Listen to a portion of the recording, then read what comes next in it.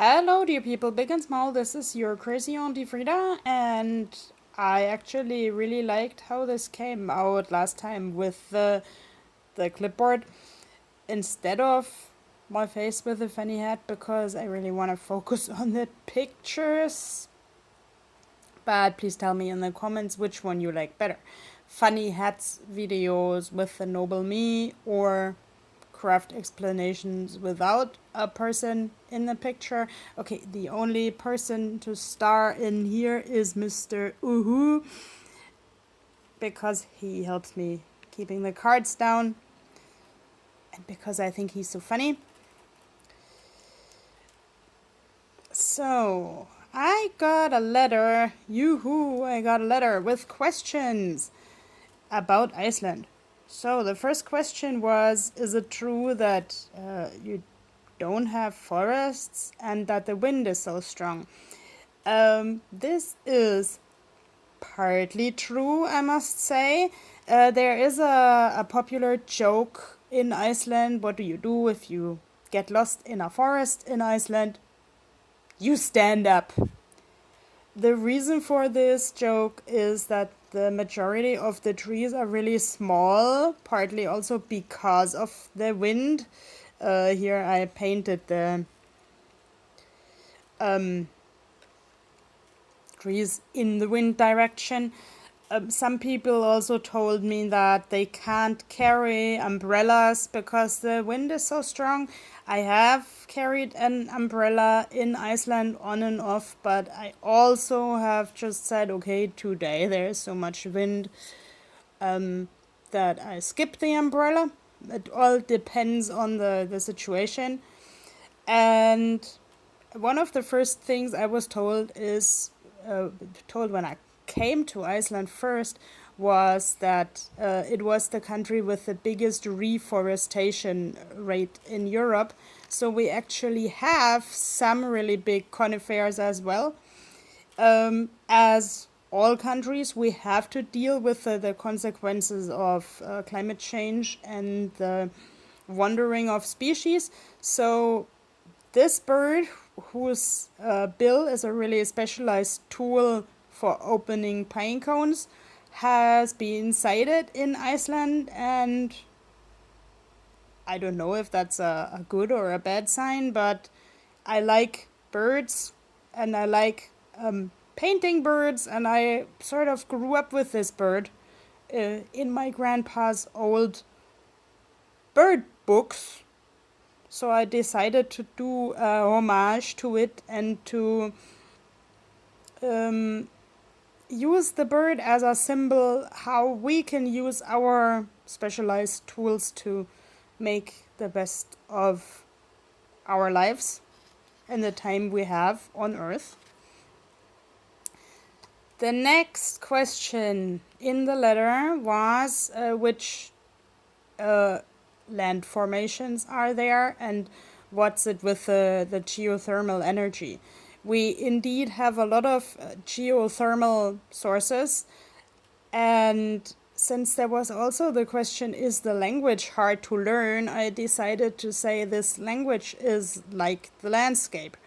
Rough, unique, yet not so unique because it's related to some others, but it's like really old. It has some letters that have disappeared from basically all other languages, and it has like really some odd sounds. I always say if you want to speak Icelandic, you have to learn to kaff, but also you might fancy thinking of this steam that comes out of a hot spring and just go with.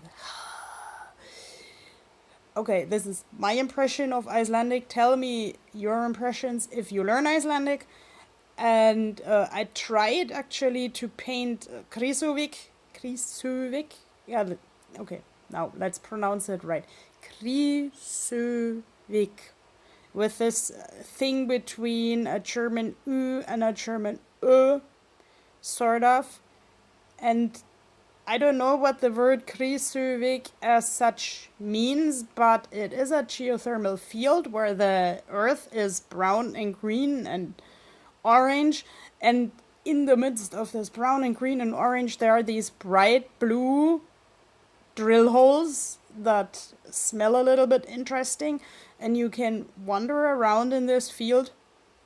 It's in the mountains, and I actually like this for being remote from all people and tourists, and just for taking my own time to marvel at such a bright blue hole and find some peace. And other than that, I would say it is in the mountains, so very usual land formations in Iceland are mountains and sea and hills.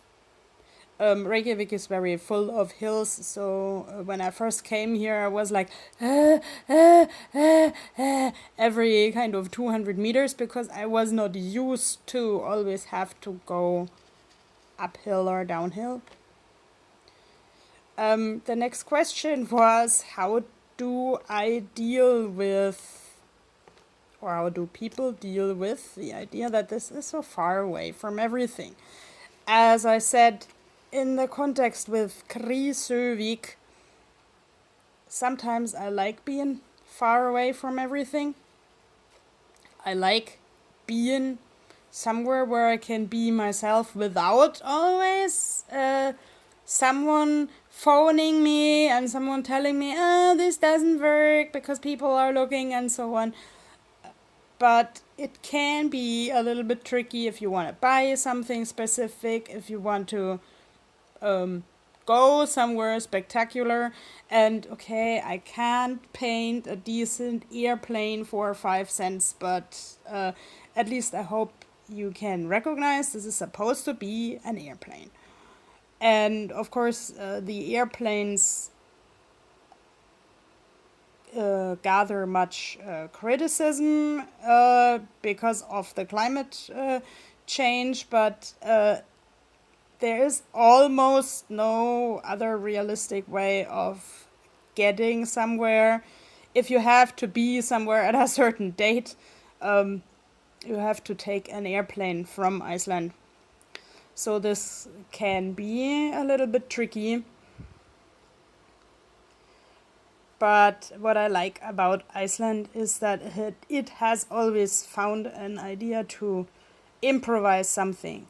And here, this is the last question I got. What kind of food do people eat there?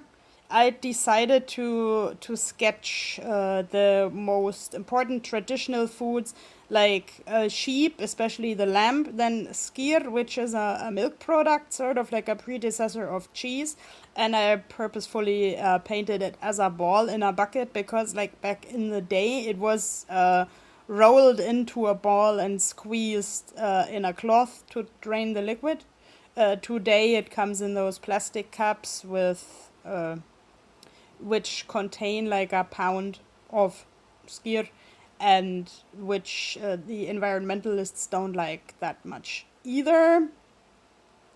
I also tried to paint potatoes and yellow turnips and fish, because this is basically everything that the natural resources of Iceland permitted to. Like, today you can import almost everything you want, but you kind of have to be careful because some things already arrive in a rotten state, so check out the food kind of before you buy it.